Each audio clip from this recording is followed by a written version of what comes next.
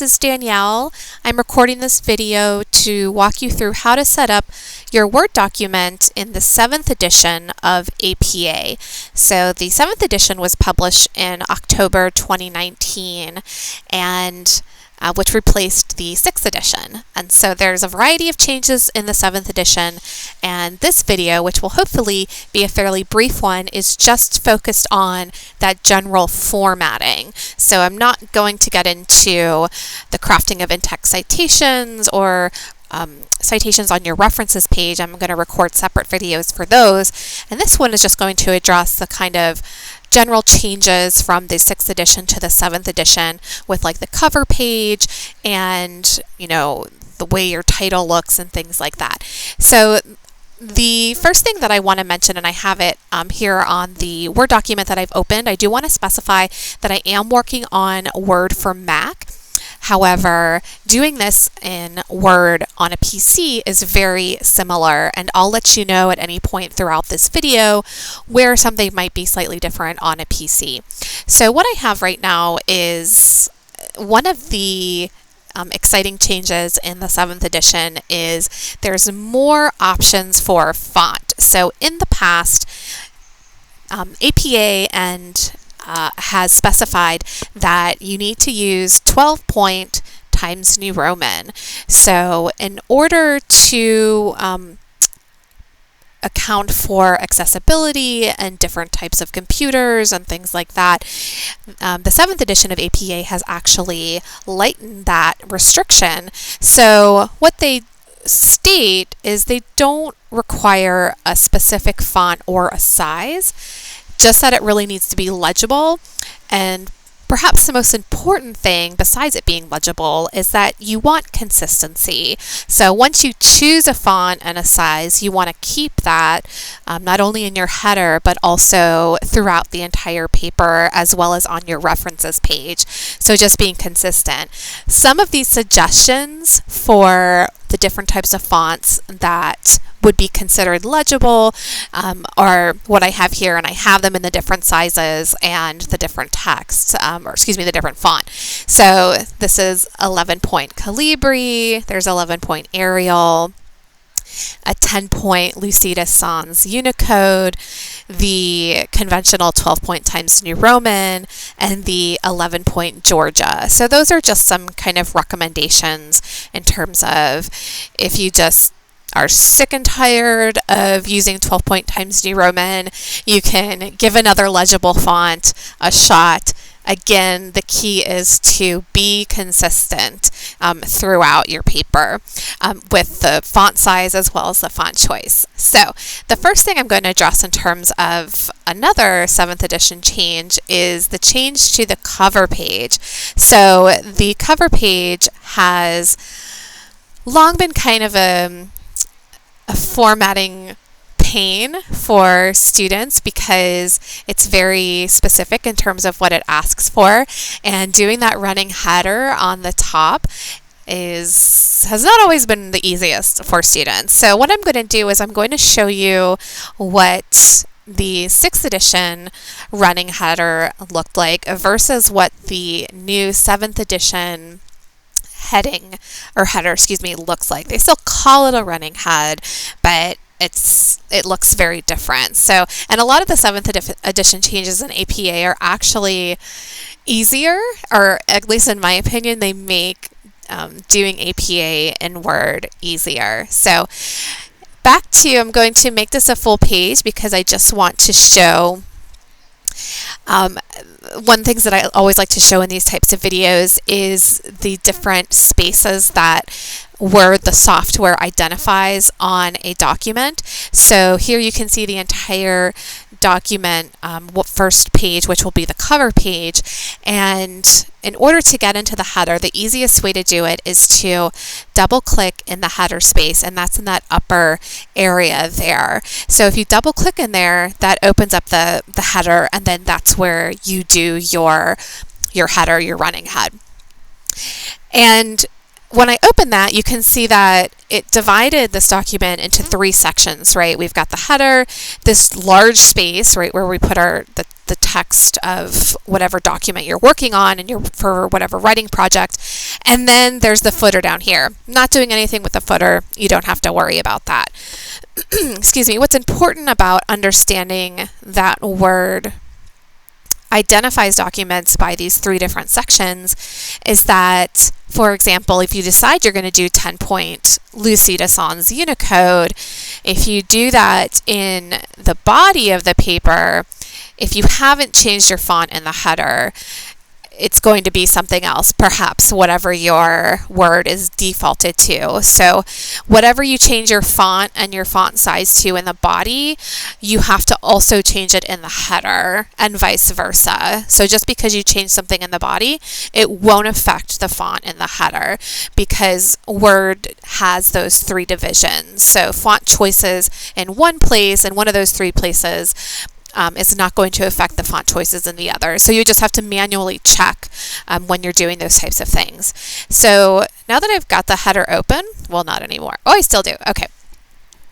So just like I double click to get in, I'm going to double click to get out. So that's the easiest way I always recommend people to do this.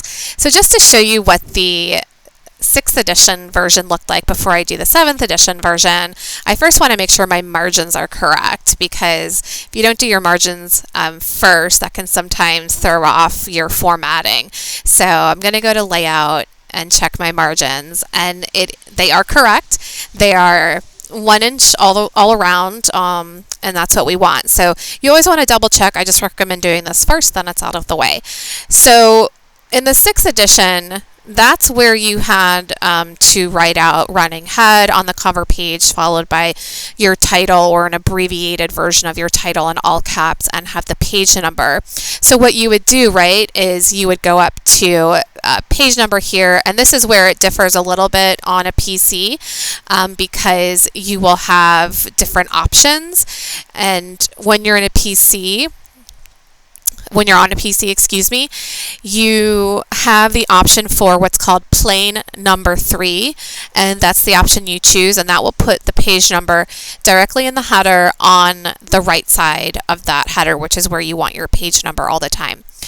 Also, just to be clear, which can sometimes be confusing, we call it a header, but we don't ever choose an actual header for some reason. So the headers, I wish there was a different word for it, how we call it in APA, but there's not, because in Word offers these various kind of fancier headers, which you can see have colors and lines and different font choices and designs. And unfortunately, we don't do anything fun like that when we're writing academic or technical or professional documents for the most part. So we don't use the headers, and that goes for the same on a PC. So for this, we're just going to choose page number, and we're going to click page number. And yes, we want the alignment on the right. And then we're going to say, okay. Now, I've already messed up according to the 6th edition of APA, because what I didn't do is I didn't click different first page. So what I'm going to do is, if I select that, it's going to delete that page number, so I'm just going to pop it back in. It's always a step that I always forget. And yes, we want to show the number on the cover page, so we're going to put that in. And then what you would have to do, right, is say running head, and just for the purposes, I'm going to pretend I'm writing about military and sexual assault, so I might say something like mitigating, just making up a title here, and I need it to be in all caps. And then before I do that manual spacing, I want to make sure my font is consistent. I'm just going to stick with the 12-point Times New Roman just because that's what I'm used to. And so you can see I'm in my header, I have my text, my font highlighted, and it's Times New Roman, and it's 12. And then I would do that manual spacing. And I would want that all the way over until the page number drops down. You delete it the spacing until the page number goes back up, and then that would give you your 6th edition running head. Very complicated. It's easy once you get the hang of it, but it's still kind of like a time sink. So, and then what you would do after that on your 2nd page, right? And the reason we choose in the 6th edition, why we choose different first page is because in the 6th edition, only on the cover page would you have the actual words running head, and then on the remaining pages of the document you would only have the page number and your title, or an abbreviated version of your title. So that was the 6th edition version of the running head. So I'm going to delete that now because I'm going to show you what the 7th edition heading or header looks like for APA. So I'm just going to pop out and pop back in really quick, and I'm going to say page number, right, show number, put that in. You can see, or I can tell, that this is not the font that I want. So I'm going to change it back to Times New Roman. I'm not choosing different first page because you no longer need to choose that. And that's because that's all you have to do. So you only have to have the page number.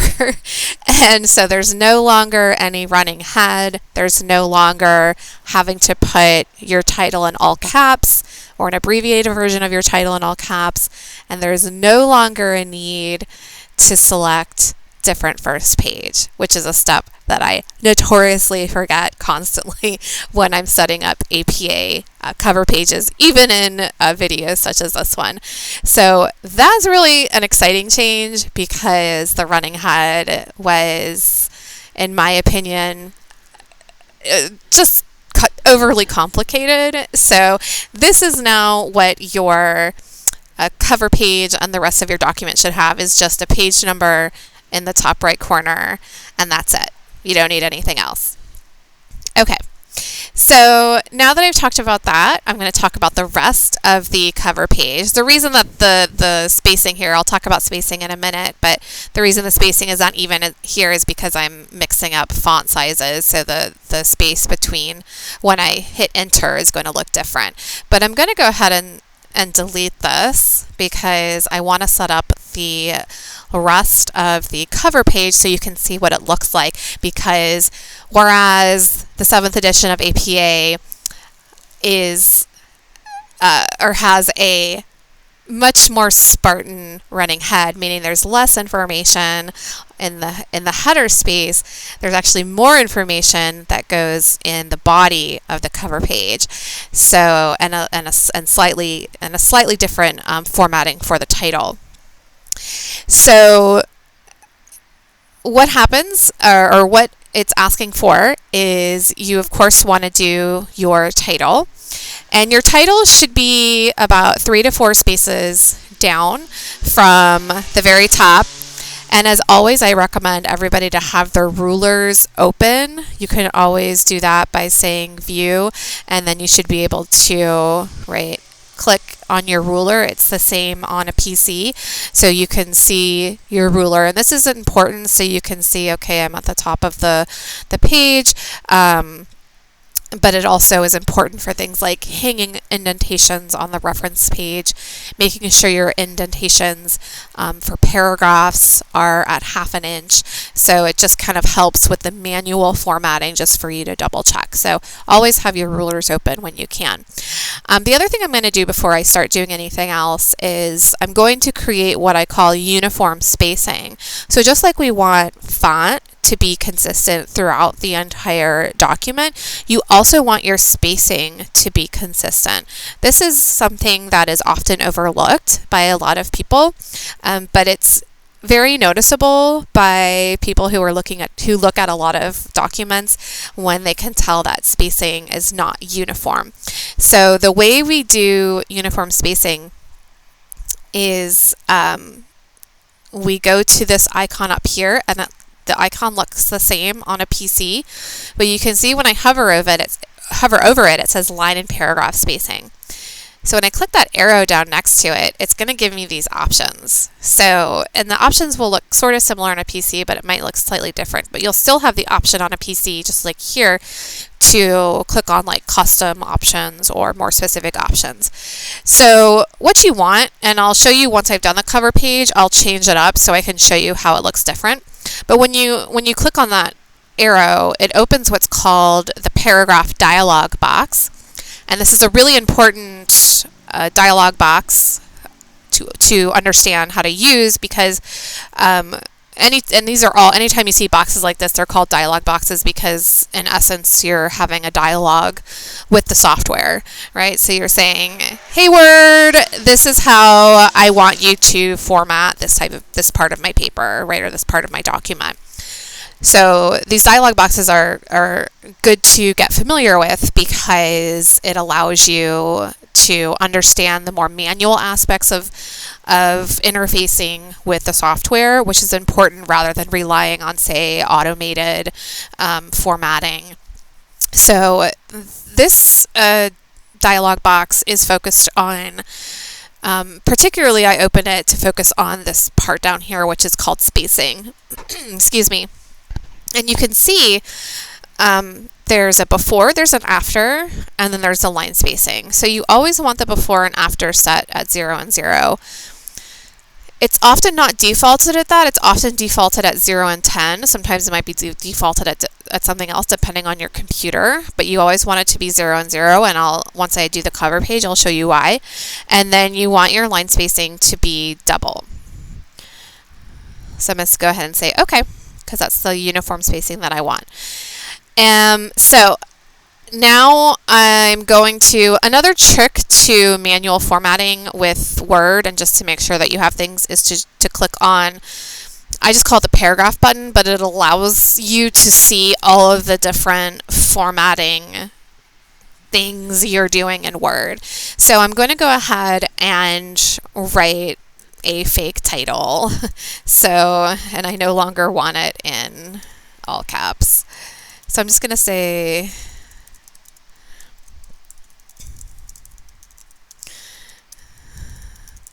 this is actually a short title for an academic paper. Oftentimes, if I actually had like a thesis statement and knew what I was arguing, I would probably have a colon and probably a second line that further explained what this paper was about. But I'm just going to go ahead and leave it as is. So I'm going to go ahead and change this to Times New Roman because I decided earlier that I wanted to do Times New Roman 12 because I'm just used to it. So I'm just going to go ahead and do that. So I said APA requests that you put your title, your paper title for the cover page about 3 to 4 spaces down. So 1, 2, 3. And that's why clicking that paragraph, that little icon, helps, because it shows me that I've got 3 spaces, and those are double spaces because I just changed or modified my uniform spacing. So I know that I've got at least 3 spacing, or 3 spaces, excuse me, and I think I'm just going to stick with 3. And then what it says is you want to do 2 spaces before you go into the next bit. Before I show you what the other information is that you're going to put on your cover page per the 7th edition, is that in the 6th edition, the title on your cover page was not bolded. It is bolded in the 7th edition on your cover page, and when you repeat your title, but like right before you start your essay, your title gets bolded again, and I'll do an example of that. So while this gets bolded, that's the only thing that gets bolded on the cover page. So I'm going to go ahead and remove the boldface there. And just to give you an example, if you don't have your APA manual with you, I just have the OWL at APA open, and they have a really good example of an APA student paper done in the 7th edition. So you can see here, right, that there's the page number, nothing else in the header, there is the title that is boldface, and right here it says it should be 3 or 4 lines below the top margin, which is what I did. And then there's these 2 spaces, and then you're going to provide all of this information, right? So this is going to be the author, which is going to be you, and then it's the department, and the department should be the department that the course is in, and then the university, the course number and the course name, the professor, and then the date. And usually the date is the date of submission. So if I go back to our Word doc, because that's a lot of information to remember. So I've got the 2 spaces here, so I'm just going to pretend that Joe Smith is the author.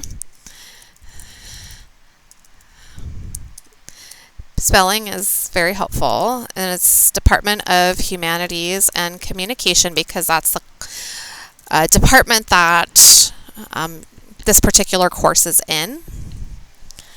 And the university,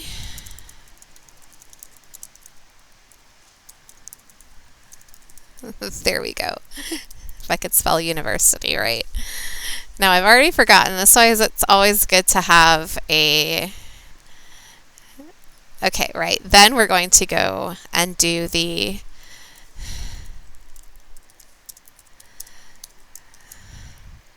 now is it a colon? See, here's where I'm getting really picky. Is there a colon between these things? Yes, there is a colon there. Okay, so comma between the department and the university, and a colon between this stuff.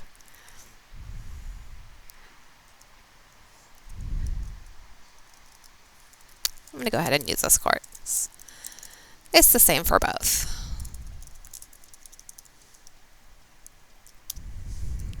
I'm then going to put your professor, and I'll just use a fake name. And then the submission date, whatever that might be, I'm just going to say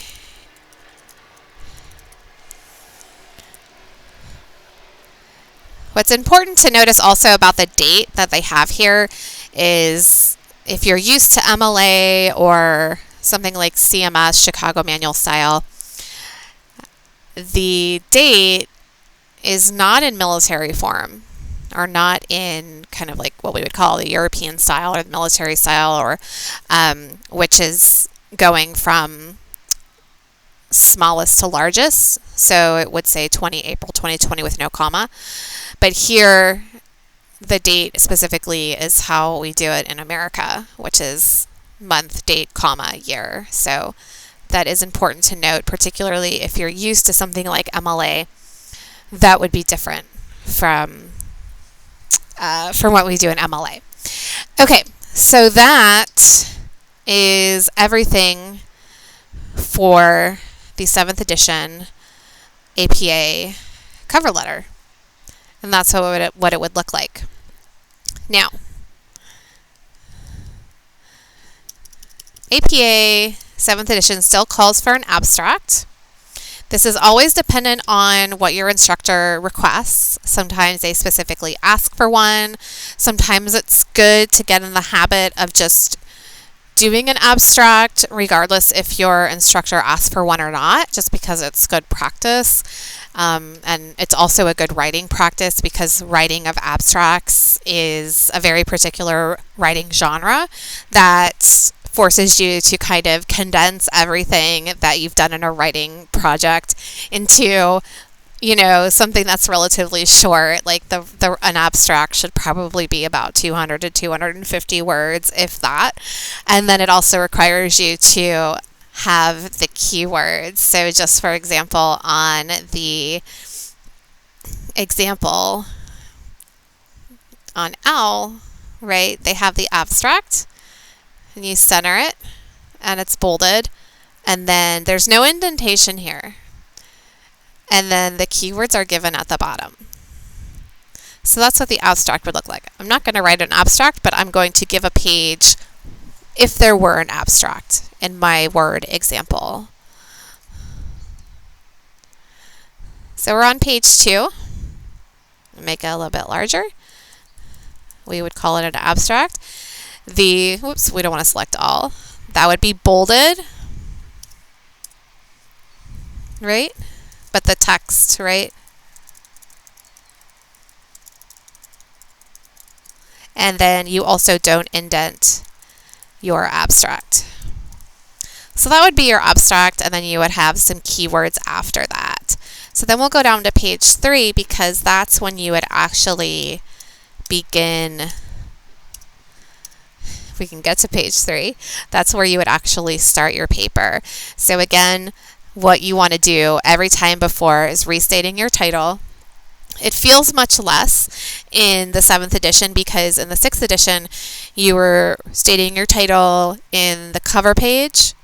You are stating your title in the header of all the other pages. You are stating your title on the cover page, not just in the header, but then in the body. And then you are restating your title again just before your actual writing begins. So it was like a lot of stating of the title, but here you're only putting, in the 7th edition, you're only putting your title twice. So you're putting it once on the cover page on the body, and then the second time right before you actually start the paper. So again, my fake title for my fake paper is Mitigating Sexual Assault in the Military. And then, right, here's where you would start writing. Now, there's another change here that, just like on your cover page, this title also gets bolded. And I like that because it's consistent. So it's not that we're putting in the 6th edition, it really requires you to state your title in 4 different places, because you had the cover page on the header, all the other headers on the cover page body, and then here. Right now, in the 6th edition, you state it twice, and they're both bold-faced. So it's a much more concise and simpler process. So I think that's really a good thing. And just to show you the example on OWL, right? You could see that they've restated the title, it's boldface, and then always ensuring that your indentation starts at the ½ inch by pressing the tab key. Pressing the tab key, or as I like to do sometimes, is measure it with the ruler, because I know this is 0, so this is ½ inch, and this is 1 inch here. So that's how you would start out writing your paper. For your references page, I'm not going to do citations, but just as a reminder, your references page always starts on a new page. So even if the page, your final page of your writing project, takes up like 1 or 2 lines of a page, you still have to go to the next page to start your references page.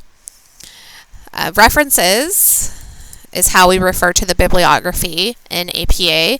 Same in the 6th edition, same in the 7th edition.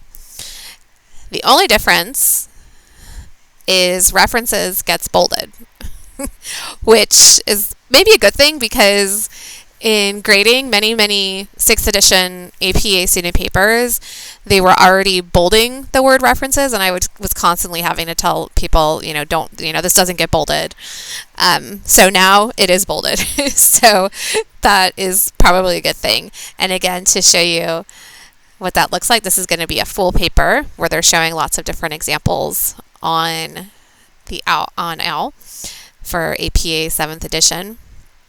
Right, you can see that references is bolded, and then it goes into citations with those beautiful hanging indentations and a lovely alphabetized bibliography. So that is all the kind of basics for general setting up of an APA paper in APA 7th edition.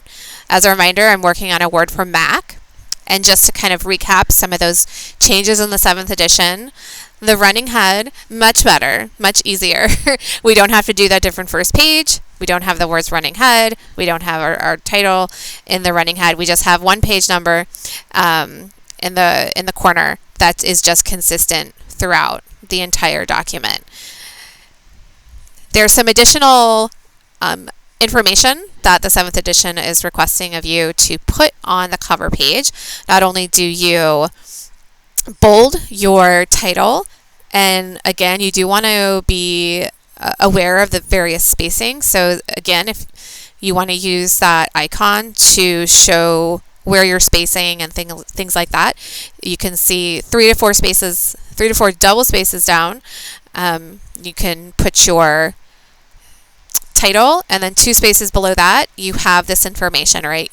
Your name, the author, the department in which the course is in, and the university, the course name, and the course number and the course name, the professor, and then ideally the due date or whenever you submit something.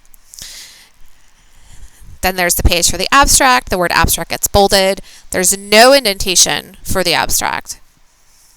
And then on page 3 where you actually start writing your document, right, you restate your title, it gets bold-faced, and then you do indent here. You can see the little arrow here is letting me know that I did push the tab there to give me that 1/2 inch indent, and that's where you start writing. And then by the time you get to your references page, right, you start on a new page, you center references, and it gets bolded.